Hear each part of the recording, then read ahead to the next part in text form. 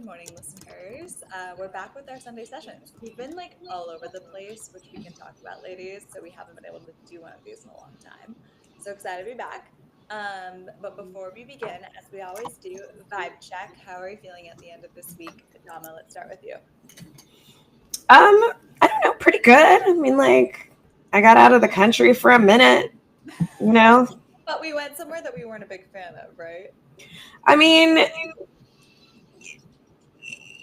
we can talk about that another time. All right, we'll unpack it later. Yeah. Okay, but glad we're feeling good. Yeah. Sam, what about you? I also got out of the country for Same a few trip, days. listeners. They were Yes, together. yeah, literally a few days, like 4 of them. Um, and our legislature in California is on break, and the federal government is on break. And it feels like there's a light at the end of the tunnel, but like maybe it's just because they're gone for a few days. Probably fair. Yeah. Yeah. Okay, great. Yeah. I am also feeling pretty good. I mean, there's plenty of headlines to dig into over the past week, but for anybody who knows how San Francisco can be during the summertime, it's just like foggy and cold and miserable. And today I'm looking down and it's sunny, and my husband and I are going to Spring Grove later. So I don't know. For that, I'm thrilled. We'll take the win. So now let's dig into headlines that hit home, ladies. I'll kick us off because I feel like we need to unpack this quite a bit. But this whole Sydney Sweeney jeans slash the other jeans campaign, for anybody who didn't hear, American Eagle dropped some ads featuring Sydney Sweeney. And the tagline or whatever said, Sydney Sweeney has great genes, spelled Jeans. And then she was shown in one of those ads quoting, "Genes are passed down, my genes are blue." And then the narrator states, Sydney Sweeney has great genes, Jeans. But it sparked a lot of controversy. And the internet exploded. Some celebrities, including even like Lizzo and Doja Cat, weighed in and were like, "This smells of Nazi propaganda and eugenics." Some people were like, "Okay, everybody, take a chill pill." American Eagle stock soared like 10 to 18% over the past week, and yeah, we have not seen the backlash. It's started to dissipate, but people are still pretty up in arms. And I'm just curious for both of your thoughts. I have mine, but I'd love to hear Adama and Sam what you both think about all this. Adama's just giving the most side eye. I will just say, like before Adama gets into it, I was only paying a cursory amount of attention to this. Like I flew back on Monday, was on a plane most of the day, landed after midnight, and then was working all week. And I just every time I would open Twitter or X, it was like half of X was like, "Yay, Sydney Sweeney is the best," and the other half was like, "Sydney Sweeney is the worst." And I was like, "Why are we talking about Sydney Sweeney?" But and then when we were talking about you using this for your headline, I was like, "Oh, good. At least I'll get fully caught up on what is going on there." Yeah. But the fact that like stock soared, it just tells me that like the white supremacist side of X like clearly plays the stock market. I guess that's my contribution. Yeah, fair. Okay, Adama, want to hear your thoughts? I mean, like, so I mean, first of all, full disclosure, I'm not shopping at American, whatever this thing is. So there's that, because I'm old. So I don't buy $20 jeans at this point in my life because of all the things that you could never pass down. First and foremost would probably be a pair of jeans from this company. So like, there's that. Like, also, like, my thighs rub together too much for me to be wearing like American whatever jeans. Like, I just like the whole thing. Anyway, and then like the one thing I will say is that like as a person of color, a woman of color. It's fine. Hello. care what they broke. While Sam sorts that out. No, what I will say is that I find like a lot of marketing campaigns racist, borderline white supremacist, like out in your face white supremacist. So I just think it's interesting that white people are looking at this and are like, hey, this might be a racism. Because like I feel like most ads are color coded to let consumers know who the retailer or who is valued in the value chain, right? Or who is the desired consumer. And when most makeup brands, clothing brands, all of them feature and center white, Anglo-Saxon, people in advertising and marketing, like that sends a very clear message to people who look like me. And so now they're just saying straight up, hey, this is who we think looks great and should be wearing our cheap ass jeans and trying to pass them down, even though like they're not going to survive 2 washes. So like, I don't know. I'm like this is like my super unsurprised face. Yeah. So agree. I think from something that I've been thinking about this week, because as somebody who works in marketing, I just looked at that ad when I saw it and I was like, how did somebody not go, oh, this might be controversial and is probably not something we should put out there. But then the other side of my brain was like, oh, they did that deliberately. They wanted all of the press and the controversy, and they knew that it was going to cause a stir, and therefore they were going to see their stock price soar. Like bad press is good press, right? Right. But just like the moral side is like, why are we doing this? And something that I've just been personally thinking about amidst all of this is I'm like, okay, I am like the most, like I look exactly how people who are peddling this narrative like think that the world should look. And when I see advertising featuring individuals who look just like me that are making these statements about how this is like superior and we are like the model or the example, it's honestly just really disturbing, because I'm like, I don't want to just see a bunch of like me's in marketing, because like that's weird. Like it actually like makes me feel really weird. And I just, yeah, it's 2025 and like there's beauty and diversity and stuff. Like if marketing people haven't figured this out and are like just like, no, we should go back to the 50s, I feel like I'm living in the Twilight Zone. I just don't understand.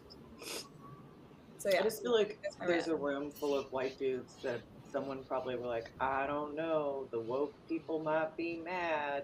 And the other one was like, this is American Eagle, not American Eagle. Not DEI Eagle. I mean, no, it probably was a bunch of white dudes in a room who love Sydney Sweeney because, she's Sydney Sweeney. Yeah. Well, and are provocateurs, right? And are like, this is going to get the people out there talking about us. And if they're talking about our eugenics coded ad, maybe they're not talking about however or wherever we make this clothing, whoever is making this clothing, how much we're paying them to make this clothing, and why we can sell it for these rock bottom fucking prices, lying about how it's going to last. So I feel like that's very rhetorical, because if you're selling some eugenic ass jeans, then like, probably the rest of the questions sort of answer themselves. Right. I also think the target market for American Eagle clearly don't care about like any of this shit. Right. Well, they might also be a bit of provocateurs. Like, as we've discussed, most of America seems to be very intent on trolling other Americans at this point. Yeah. I also feel like it's interesting to see, like, it felt to me almost like a counter offense or whatever to, so like, I was listening this morning to a podcast episode with Emma Grade, and there's all these other jean brands out there and clothing companies that are now run by women who do not look like me, and that's a good thing. And I feel like this campaign was almost like backlash against that and like trying to reclaim like the American jean like narrative or like visual, and that's like what was just so like gross to me. I was like, it just feels like we are going back in time, and I'm like, well, And at the same time we had this, we also had the Guess ad, right? That came out Yes. that was AI. And lot a lot of people are like up in arms because they're like, well, you know, you couldn't use a real model. And I'm like, yeah, but even the fake model is blonde haired and blue eyed. Right. Like, and that's what's concerning about AI. right. So like clearly there's just a default, right? Yeah. Right. Yeah. But also just like we want our racism to be analog. Right. We don't even want to have to pay real white women anymore. Like, I mean, Well, I yeah, mean, at the end of the day, a white woman is still a woman, ladies. I mean, but even better if they can't talk back or demand, you know, or like good treatment. Yeah. right. Yeah. You know, workable The whole thing conditions. is really disturbing, and you know, it's also just making me think about like we talked before this episode around these ladies just went on a trip to Scotland, and they were experiencing some questionable treatment. We can put it at that. You can expand however you see fit. And I actually was in the car with Nathan afterward, my husband, and I was like, you know what's crazy, but not. I was like, everywhere we go, we're treated wonderfully. And like I've never experienced like the kind of like shit you guys described in terms of Scotland. And it is the most like classic example of just like, yeah, like pretty white privilege. Like I can go anywhere because I look like what people think people should look like, and I'm going to get treated commensurately. And like this whole ad is like, that's like what made me feel so just like ick over it, because I'm like, we're putting on a pedestal the people that like we historically were like, oh, everybody should be modeled after them. And it's just really, really gross to me. Yeah, I've just been very disturbed this week by it all. I mean, it's disturbing, and it is the kind of thing that, you know, on the one hand, we do have to talk about. Yeah, it's uncomfortable. And I am honestly just very glad to see like white people having this conversation, because frankly, this is something like I looked at it and I feel like a lot of people, like people of color, just looked at it and were like, cute. Well, and also like we've been having Sydney Sweeney like dump down our throats for the past or like Alex Earl or any like few years. Well, and I mean like they're telling us she's an actress, right? Like she is an actress. She's in whatever she's in. I don't know. Yeah. Like, so like, What is she in? I don't know. Gilmore too. If we're talking about Alex Earl, like there was that cameo, and then she was in the first. I see, and here's another issue, and this is my age. I swear to God, you could line all these women up, and girl, I couldn't tell you who is a Alex from a Sydney from a whatever. Yeah, I feel like you can tell it's Sydney Sweeney because she always looks a little confused. I think that's like on purpose too. Anywho, I don't know. Yeah, it's just a very weird time, and I guess like to Adama's point in terms of like white people discussing these things, I would just say like continue to call it out and like recognize your own privilege, because yeah. And just when you're being told that something is the standard, just question where that's coming from and why. Yeah, and just recognize like where you stand in the world today, right? Adama, how about you? What's a headline that hit home?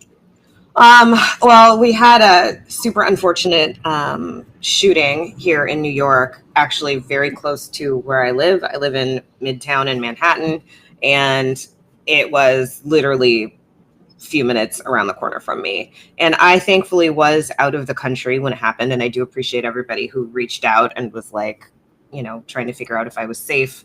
Thankfully I was, but you know, there was another mass shooting right after that in a remote town in like Wisconsin or something.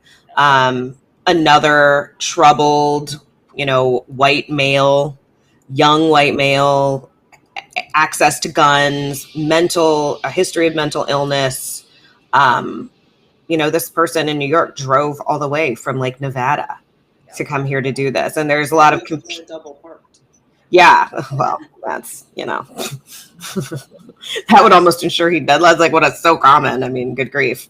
But like, it's feeling like there is no progress, right? And the shooters all tend to be the same person. Yeah. And there's this very concerted effort, it feels like, on the right to not address it. And so one of the things that they did say in one of the Biden bills was, okay, so there's all these shootings. Well, really, instead of doing background checks and all these other things, what we're going to do is we're going to give money for mental illness for youth. Well, guess what's one of the things that President Trump ended with one of his executive orders? This money that schools were getting for mental illness for youth. And like school administrators were saying it worked and they'd like the money back. And this was something that was supported by a number of Republicans. And now they refuse to. They're like, oh, you know, Republican leadership in the Senate who wanted that money. Now they're just kind of like, oh, it's crazy. You know, we have to keep, you know, the important things first. And clearly that's not children. It's not mental illness. It's not children's safety. It's not public safety. But we're very protective of guns. So, well, in fairness, if there's no birth control and all women have 7 or 8 kids, they'll have a couple to spare. we all will, right? Like the good old days. Right. Yeah. Yeah. I can't stand to every time something like this happens, everybody rushes to the social media feeds or to the, you know, podiums and goes like, my thoughts and prayers are with the family or those impacted or whatever. And I'm just like, thinking and praying are good things, but I'm so freaking done with your thoughts and prayers. Like, go do something about it. And it's the same cycle. And like Nathan, we were watching the news on Monday night about all this, and he was like, it is the most jarring thing being a foreigner living in this country when a shooting happens, because it's a formula. Shooting, media does not stop talking about it for like a week afterward, and talking and talking and talking and bringing on people to debate mental health and gun safety and everything else. And then a week later, another big headline comes in and we forget what just happened. Yeah. People have already stopped talking about New York. They've already stopped talking about this lone gunman in Wyoming or Wisconsin or wherever he was. Yeah. And there'll be another one. Yeah. There will be another one because we have too many fucking guns everywhere. I completely forgot until I saw like an internet meme over the weekend about like Louis Mangione. I'm like, oh, that's right, that guy that killed the CEO in New York. Yeah. Well, and apparently they violated a bunch of his rights in getting this guy in, and so now it's like in doubt as to whether they can make everything even stick. And he killed a man in cold blood. You know what? The internet will rejoice. Yeah, totally. That is a whole other like rabbit hole. Yeah. Yeah, it's very disappointing. Again, another disappointing headline. Yeah. Sam, what about you? Anything that hit home this week? So I have a couple, and it's kind of like a cheater because they're not necessarily like new news, but they've just like puffed up in various think pieces. But I have like 2 tech related things. One, and this has been like a long-standing conversation, but there was some peer-reviewed work that came out of this a little earlier in the year that's kind of been circulating, but just around the idea of like women's privacy and apps, which will like, I got my new Aura ring, so I'm tracking any number of things, including my cycle. But just that even with various changes in the last few years, trying to sort of fix privacy and data holes, that women's health data related to reproductive health and otherwise has like some very, very significant holes in terms of how it's protected through apps and otherwise. And I think like we should talk later, but I feel like there's probably something to do there about women's data and kind of where it is in the privacy landscape, because it is kind of everywhere. And, you know, it is convenient to be able to track it, but that doesn't necessarily mean that it stays with you. So there was a lot more research on that was done by kind of non-traditional privacy folks that I thought was interesting. But then the other kind of side of the like technology has gone crazy is there are right now a bunch of think pieces on like ChatGPT psychosis, and it is basically mostly men who have like decided are in love with their ChatGPT. Like, oh god, like, you know, how like I use Lola to bounce ideas off of, and whatever. No, they have like turned their chat GPT into a girlfriend, and like to a point where there's like, just Reddit threads and think pieces of men who are like, well, a woman will be like, my husband came to me and asked to open up our relationship to have a third person, but it's not a person, it's his Yeah. chat GPT who Oh he my wants to God. help us raise our children. And like the first time you see one of these, you're like, this has to be like they're troll, joke. because on Reddit in particular they troll. No, They're serious. this Men is are like, leaving their wives for their AI girlfriends. and for years, people that I've worked with in the tech space have always said the sort of like founders of a lot of the big companies have been the most worried about reproduction rates, and that as AI and virtual reality get more prevalent, that the rate of children being born will fall. And I was like, that can't be a real thing. And I remember fighting with this guy I was dating a while back, like, that's so stupid. And he's like, no, that's the number one What's fear. happening?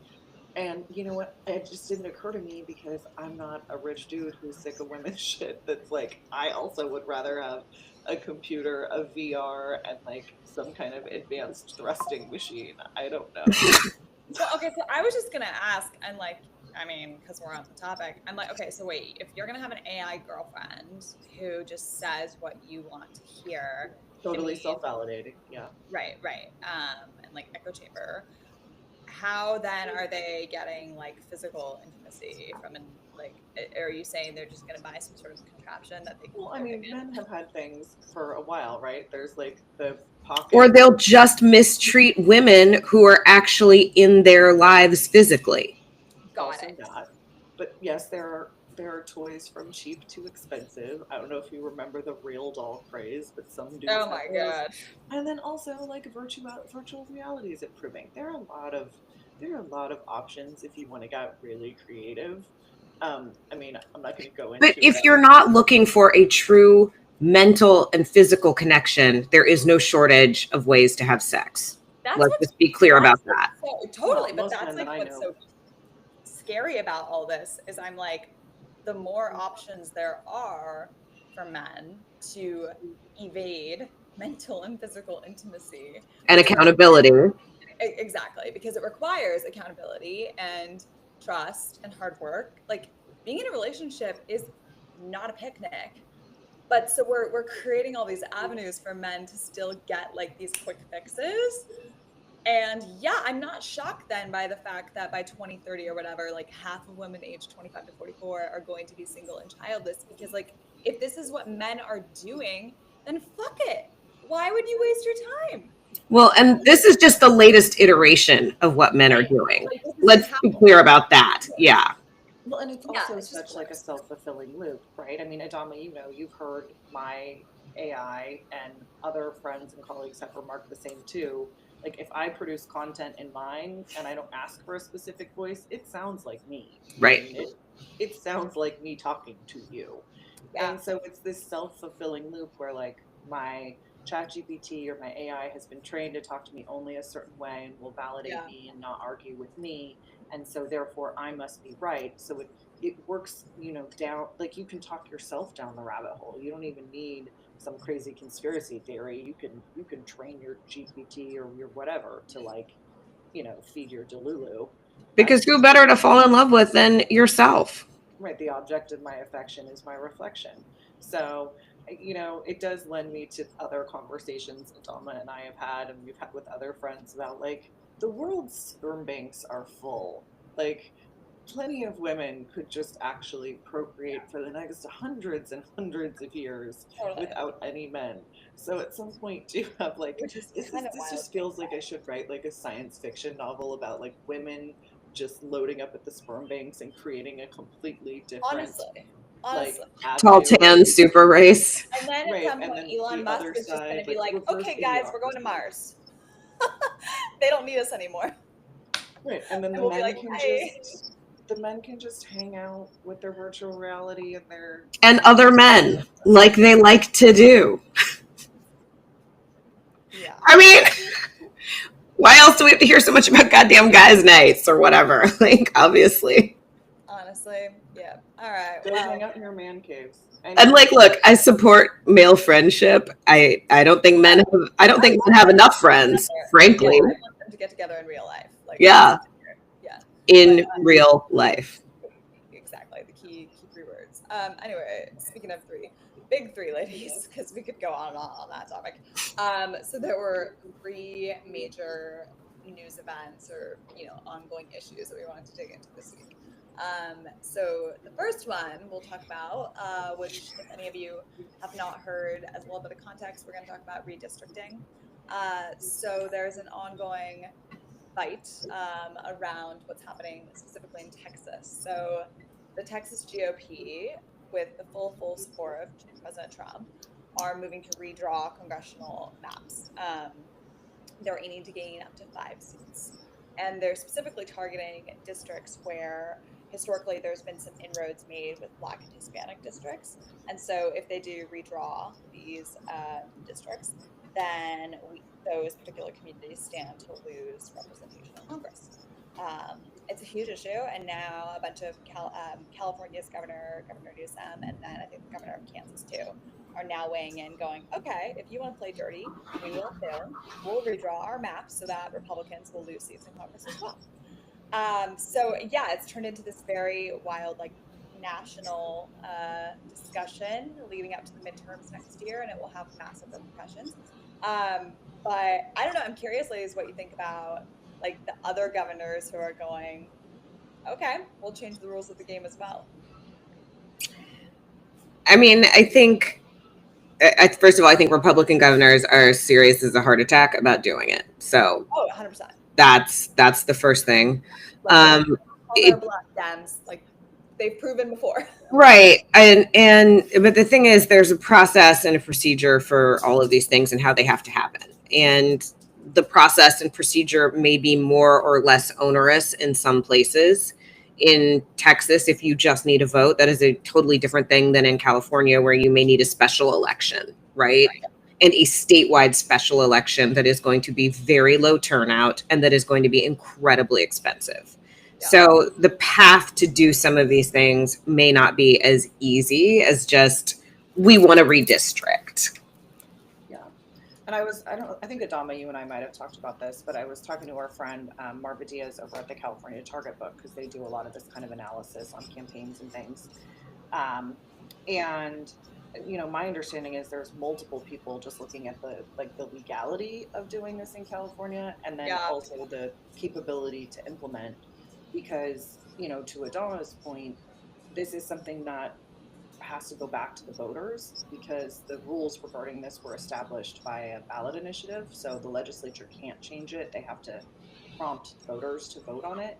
So that means, because we're past the deadline to get on the next ballot, they'd have to have a special election, which by California law would have to be mailed to every single voter in California for the singular issue. So you're talking about, millions and millions and millions and millions of dollars, because you'd also still have to set up polling places and everything else independently just for this. And then when and if it passed, and again, to Adama's point, low turnout election, so you could actually end up with a worse outcome. Then they'd have to implement it. But the problem is that candidates pull their paperwork when they're announcing that they're going to run. They have to go pick up paperwork and pull it and sign out, and, pay a fee or get signatures. There's a whole process that starts in December. And so even if they do a special election, candidates will have already said, I'm running for this seat, pulled their papers and signed up as a candidate. And then if this passed, they'd have to implement it and then redo that process. So how does that work? Do they legally need to write in room for that? Because otherwise, what seat am I even running for? My district might look totally different. Right. So all of those things would have to be worked out. And so there is sort of this question of, like, Adama, you said the Republican governors are like serious as sin, and I believe that they are.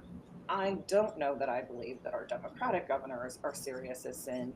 Maybe that's the goal, maybe that's the hope, but I don't know. I don't know how we do it for 2026. Practically speaking, it just sounds impossible based upon all the different steps that have to be taken. I mean, there's a reason why it's difficult to put things on the ballot for voters. There is a reason. Yeah, we should do a whole and lot you know of what? ballot In initiatives. California, we've done everything to make sure that people have an opportunity to vote if they move, if there's an error, and those are all really positive things. And in Texas, those protections don't exist. So, you know, the unfortunate thing for the governor and his team in trying to figure this out is Texas can manipulate their voting process much more expeditiously than we can clarify ours. So, Yeah. that's going to be a huge challenge, and it's a challenge for the right reasons. But like, God help Yeah. them. I don't know how they're going to do it. Yeah. The sad thing too is that like the districts they're targeting, some of them, including I think it's like the 29th, like they're represented Silvio Garcia. There's a couple younger, like newer Hmm. stars from the Texas Democratic Party who stand to lose their seats, and they're the ones who are pushing policies like childcare and reproductive rights and other things that matter significantly to women. And so, if those districts get gerrymandered and they lose, it's not just about the person, it's all the issues that they're championing Yeah. that then will. Well, and that's why representative democracy is so incredibly important, right? I mean, this is why when people are like, "Oh, I'm not sure. I voted once, or I voted twice, or I voted 3 times, and I still didn't like how it turned out." Yeah, Yeah. yeah, that's the deal. That is the deal. But like you have to keep doing it, and you have to keep at it, because you do have to put in. Voting is a cumulative effort. It is not a one-time effort. It is not a two-time effort. Voting is a cumulative lifetime effort. And I know that is not popular, and I know that's not what people want to hear, but It's that reality. is why we have legacy politicians. And that is why we have people who have been in office, and people are like, "Oh my God, how do we have Maxine Waters and Mitch McConnell and Nancy Pelosi?" Because people have been voting for them for a very long time. And that is why it is so important, because the Democrats in Texas, there's not that many of them, but there's some levers that they can pull. And we see this periodically when you have legislators that won't show up to fulfill quorum so that votes can't be taken and things like that. The problem is, as the numbers dwindle, the ways to get around that and the ways to change rules and the ways to get waivers, they increase as you get more people on the other side, right? Okay. And so keeping that representative nature of the democracy is really, really important, because to your point, if you are interested in childcare, if you are interested in expanding the safety net, if you are interested in keeping rural hospitals open, you need to have representatives that prioritize those things, not representatives that are interested in playing gotcha with the other side of the aisle to sway and assuage a sitting president who is rapidly tearing apart everything that we recognize about our country. Speaking of things that's tearing apart, the other big news event we wanted to chat through was what happened with the Bureau of Labor Statistics this week. So he fired somebody. I mean, that seems to be the common theme with this administration. She got doged. Even when the head of Doge is not there anymore, it can still happen apparently. So Erica, I'm not going to pronounce her name, but McIntyre, I think she was a Biden appointee.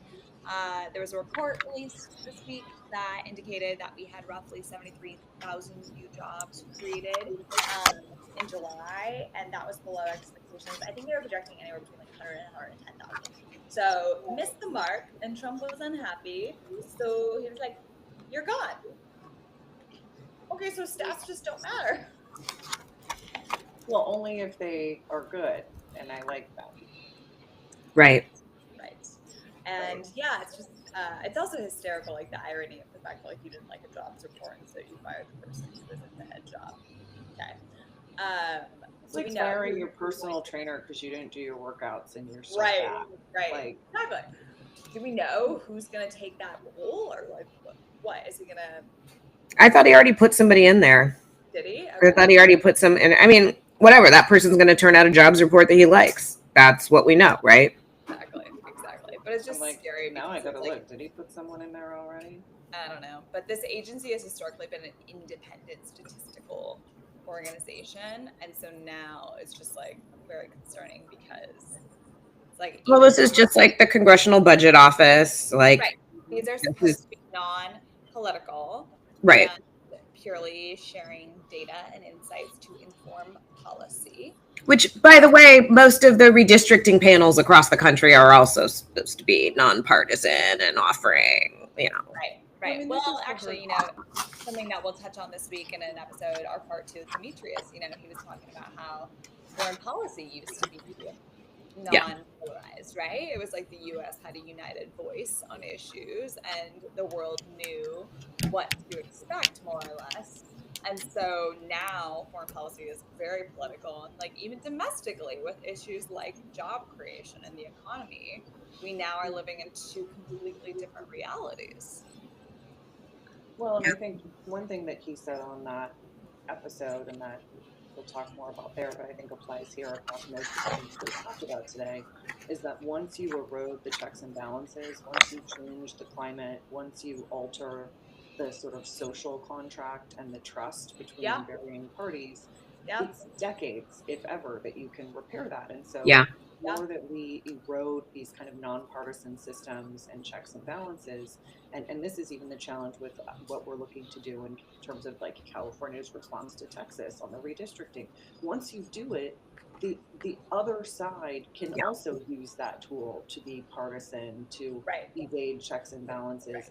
And so when the pendulum swings, it's kind of like Bush was really W was really the first president that sort of is perceived as having abused executive orders, right? Just coming in and instead of getting a bill would be like, we're going to do this, so sue me. And the Democrats were all up in arms. And then as soon as we got a Democrat in office, we were like, I don't know, this doing shit by executive order thing is pretty freaking cool. Congress is tough. Yeah. So then we did that again. And then we got Trump and we were like, oh, fuck, just kidding. We don't like that.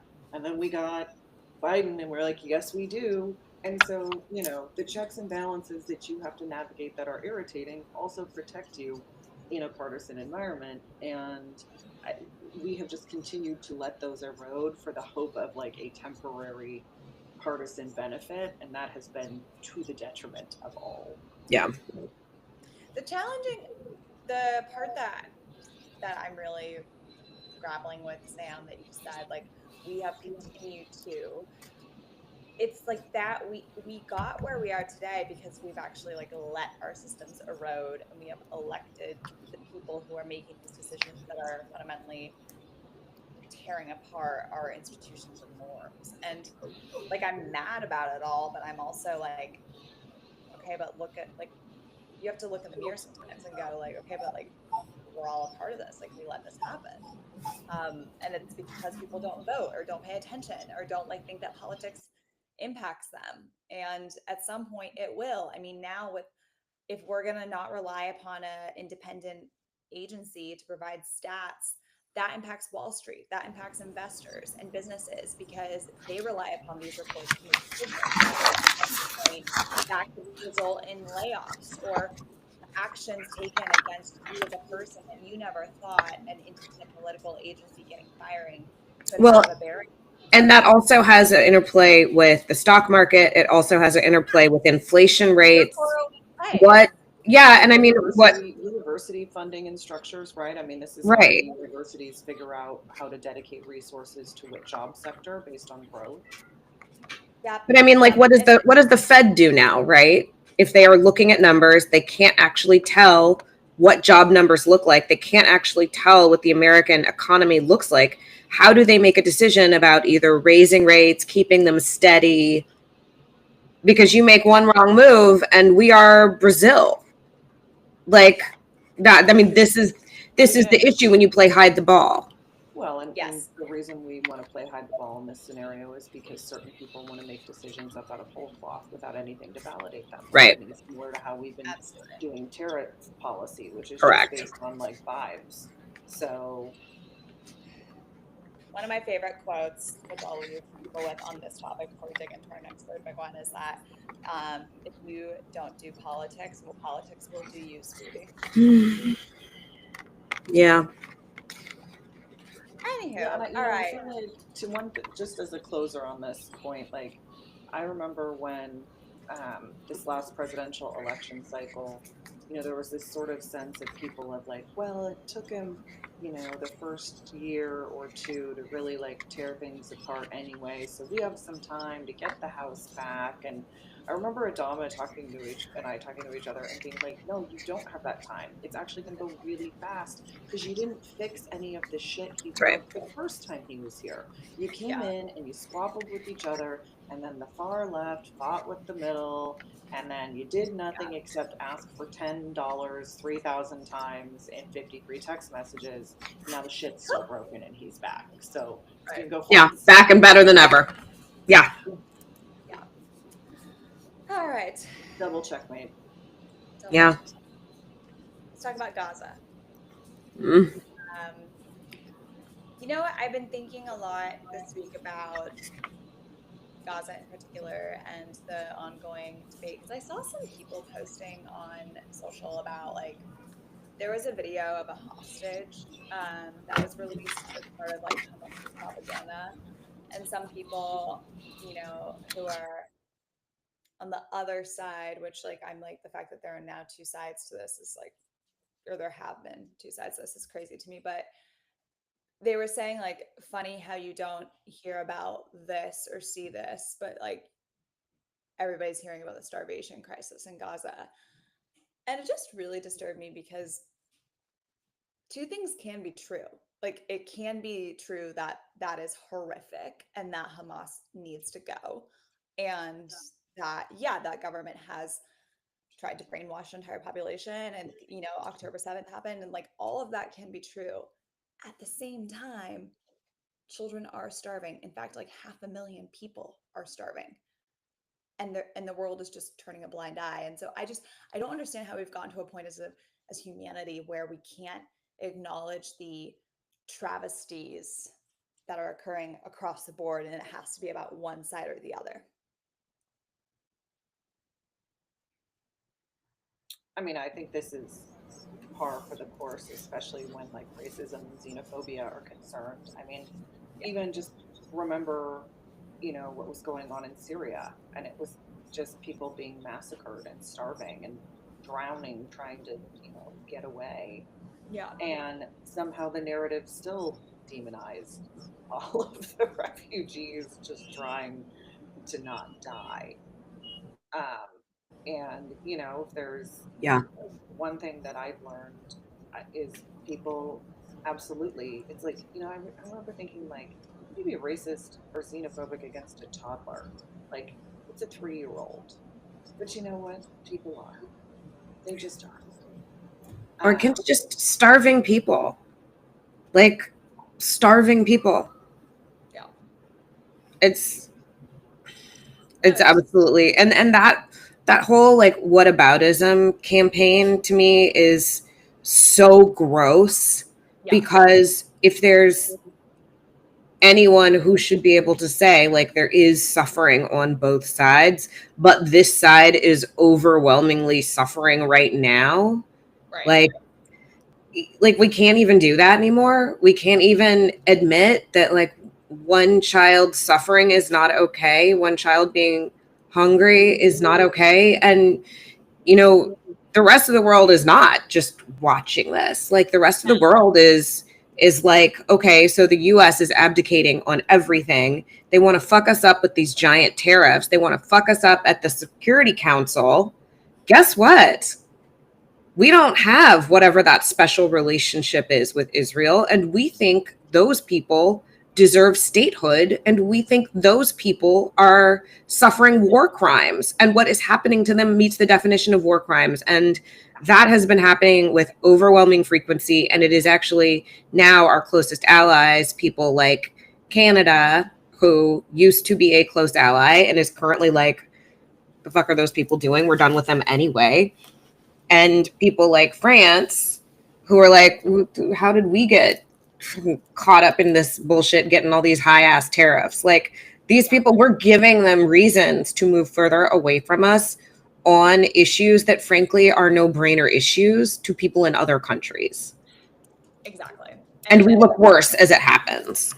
Well, and, you know, I think it's important just to acknowledge that this is not like in some parts of the world where resources are scarce and there's not access to clean water and, climate change or a bad season has killed off crops. Like, none of that is what's happening here. This is an entirely manufactured and intentional humanitarian crisis, which is why people believe it rises to the level of a war crime. These people are not starving and dehydrated because they don't have access.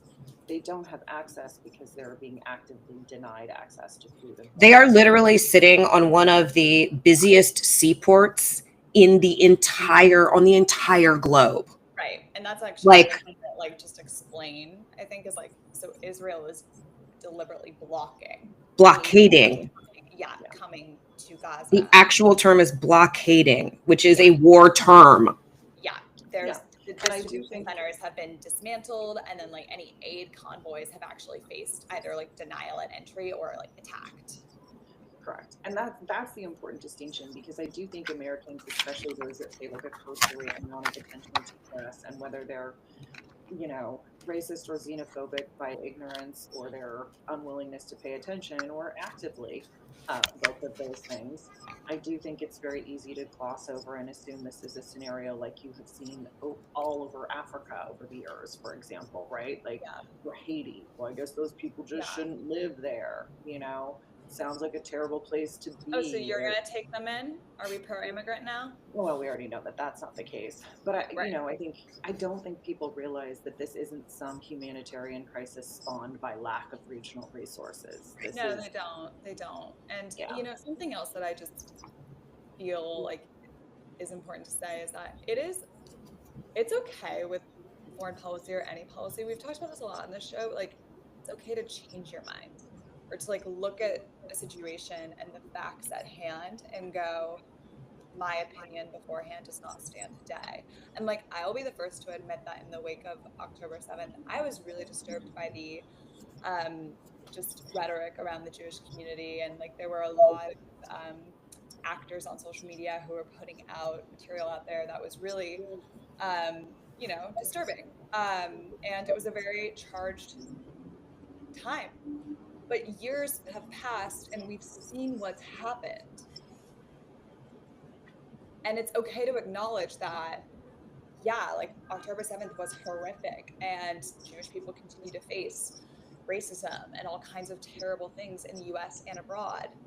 But it is also true and fine to say that Israel has to stop, and the Palestinian people deserve statehood and rights. At the very least, they deserve food. At the very least, they deserve to line up for food and not be shot and killed in just trying to commit aid. I mean, that is some bullshit we haven't seen since like Rwanda, since like the Bosnia, that like we have not seen people do things like that in a really long time. And I'm like literally just sitting here putting food in my face so that I don't say all of the things that I am thinking right now. But a humanitarian crisis is a humanitarian crisis. And if we as humans cannot admit that, I'm not even asking anybody to take admit culpability or to take accountability, but just to say we should not be starving people when there are humanitarian organizations willing to go in and feed these people. We should not be engaging in petty whataboutism about who has something worse. Because what is that? Where does that get us? Who does that feed? Nobody gets fed in that scenario. Absolutely. Yeah. And for women too, what's so sad about all this, there's about 1 million women and girls in Gaza right now who are facing starvation, but also not even just starvation.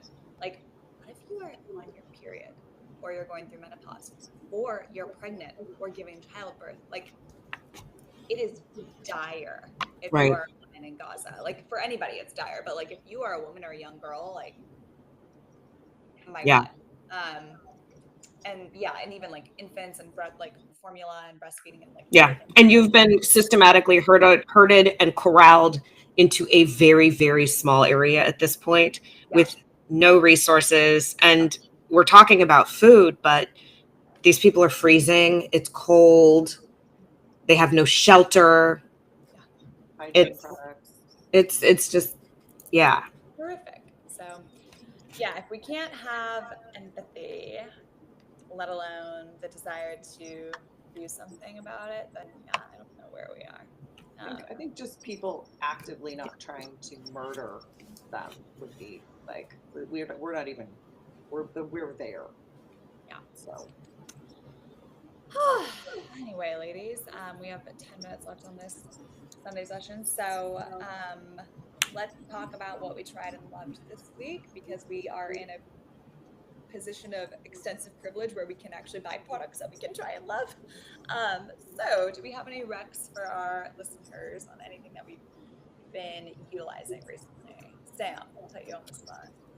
yeah, no, I mentioned this earlier. So I'm wearing on my so I got an Aura ring. I know it's been around for a while, but one of my businesses works with first responders for mental health and substance abuse issues, and we've been for a while trying to set up a pilot program with a wearable company to test kind of our app on mindfulness and sleeping and a few things and see how people's outcomes improve. So anyway, all of the board members now have Aura rings, and I just got mine. And it's been very interesting. Unsurprisingly, it's like, hey girl, you don't sleep enough. And there's this one factor called latency, which is apparently like how quickly do you fall asleep, and it should be like 15 to 20 minutes. Yeah. And it's like, if it's under 5 minutes, then you probably are actually like clinically exhausted. And mine's like, your latency is 4 minutes or whatever. I'm like, oh, right.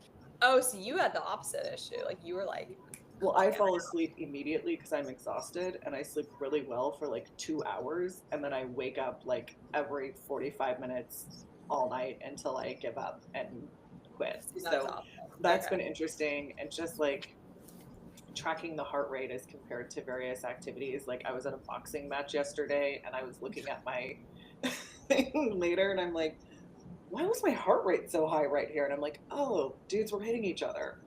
But anyway, so I'm figuring out my features. I'm excited about getting to play with it with our app and just seeing how it works for folks. But yeah, it's been interesting for me, and apparently I need more sleep. No surprise there.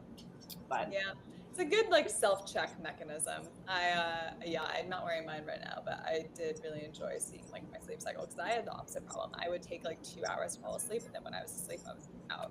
I just wasn't getting enough sleep. But anyhow, okay, something that I have tried and love recently, I have it with me, is this cereal called Cinnamon Crunch. It looks like Cinnamon Toast Crunch a little bit. Which I grew up loving, but like cannot eat because I'm gluten intolerant, and because like that's bad for you. But this cereal has like a ton of protein and fiber in it. It's actually really clean too. Like they use like a pea protein, and then they use some monk fruit to sweeten it, and yeah, it doesn't have anything like bad in it. And it was actually created by a woman who's a type 1 diabetic. And she loved cereal, but there were like no options out there for people that were like low glycemic and would carry with you through the day in a good way. And so yeah, she created this brand. They have other products, but like I'm obsessed with their cereal. I put on top of some yogurt in the morning with like fruit, and that's my new go-to. So what flavor is that? Is it like actually like cinnamon toast? Yeah, because that's gluten-free, right, Maddie? What? Gluten-free, right? Yeah, I'm gluten-free. So I haven't had that flavor, but there's like a peanut butter one that I have had. All right, well, I'm gonna try that next. Yeah, I'm a huge fan. So anybody who's gluten-free or craving cereal but wants a better version, Catalina Crunch. All right, what about you? I mean, I'm always, until Brahmi Lupini Beans want to sponsor me, I am always... We're like little gremlins with our snacks. I am literally always eating Brahmi Lupini beans, and I've kind of settled on this one garlic and rosemary flavor. So, anyway, super delicious, high in protein. Anyway, this is like my forever product. But of things that are not a product that I will recommend, I started watching The Gilded Age on HBO. Yeah. Have you watched this? I've watched like 2 episodes. Oh my God. Is it like a docuseries or is it like like a TV show? It is a TV show, and it is about like the turn of the century, like industrialists. So like it would be like JP Morgan, the Astors, but it covers like a very broad swath of New York society. So from like the very highest level, where this one family, they're like railroad baron wealth families, so they're new money. And then like there's the old money, like the Astors and others who are around, and they don't want the new money in. They think like JP Morgan Chase and like all of these other people, the Carnegies, and those are like upstarts, right? Those are people whose parents were like potato farmers. So like they can't sit with us. And it is just, my friend Sandra recommended it to me, and she's been trying to get me to watch it. I just didn't have time, and I finally caved, and I like binged the first season in like a weekend. So I highly recommend it. It's super entertaining. It also has like very interesting storylines because the servants what's his name? Jonathan Fellows. Like he's done all of his like upstairs, downstairs type, type shows and movies. And so you get like a very interesting like view of the servants and it's more interesting because this is America. And so like the lines aren't quite as drawn as hard as they would have been at a show set in the UK at the same time. Right. And so you very much have servants who are entrepreneurial and are like, I'm not going to be a servant forever. Just because my dad was a servant doesn't mean I have to be. And then there's also Black characters in it that have like a very interesting storyline, and they're like wealthy Black characters. And so you're starting to see like the beginning of like Black social, like high net worth networks, like the people who started HBCUs and things like that. So it is fascinating. Highly recommend. Thank you for the show, Rec, because I love historical fiction. It's really good. And like there's great actresses in it. Cynthia Nixon is in it. And I will say, for all the people who are like, Cynthia Nixon, she's not playing herself. She's like, I don't know how else to say it. I'll just say that. Naked, like, and just like that, just walking around. Well, but like she's got a very defined character, and she's flighty, she's endearing. It's just a very different character. I know though, in just like that, I have to say. Okay, she is absolutely incredible though in the Gilded Age. So there's just incredible actors in this, so highly recommend it. And the costumes, it is very clear as they are getting like renewed. I'm on the second season now. The costumes are absolutely bonkers. Okay. All right. Yeah. I love it. I'm a huge fan of, like any show like that, like Bridgerton was also like. Oh yeah. Oh, then you will love this. You will. The storylines are very much like ripped from history. So like there's a Consuelo Vanderbilt character. There's like it's fascinating. All right. Yeah. Love it. Thanks for the Rakadama. Okay, quick, like 30 seconds each. Choose yourself first moment. How are you going into this week to make sure you are prioritizing you? I can start. I've talked about this on previous episodes, but getting exercise every day, especially during the work week, is like my sanity. My husband and I recently joined the Bay Club for any Bay Area people. Amazing. And we've been waking up at like literally 4:45 and getting to the gym when it opens at like 5 in the morning. This is why it's so important to marry someone who likes the things that you like, guys. Truth, and prioritizes fitness and health. That's right. That's right. We've been going to the gym together at like 5 a.m., get our workouts in, and then carry on with our day. And it's really nice because like we get just like some time together like before the world is awake and like our days get away from us. And also like just getting your workout in like first thing and not like letting your schedule be up to chance. Like that's been game changing for me, because if I didn't work out in the morning, inevitably something would come up, and then like I wouldn't have as great of a day because I didn't get my exercise. So yeah, it's brutal waking up at 4:45, but like you feel great after. What time do you go to bed? Oh God, like between 9:30 and 10. Like I'm aiming to get like 7 hours of sleep, which for me is like the perfect amount. Yeah. All right, Sam, what about you? I love all of that. I used to actually, like, when I was in really good shape after I got divorced, I would literally take a shower and get in my gym clothes for the next morning and then sleep in them so that when my alarm went off at like 4:30, I would be ready to go. Because otherwise, if I had to like get up and put them on, yeah, it wouldn't happen. Yeah. No. Let's see. How am I choosing myself? I got any number of things going on, but I guess like the premier one after we got back from um, our trip in Europe, in spite of my favorite sweatshirt. Anyway, Love it.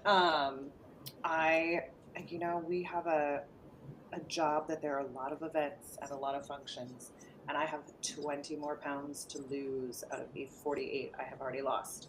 So we are taking a wine break till we lose our 20 pounds.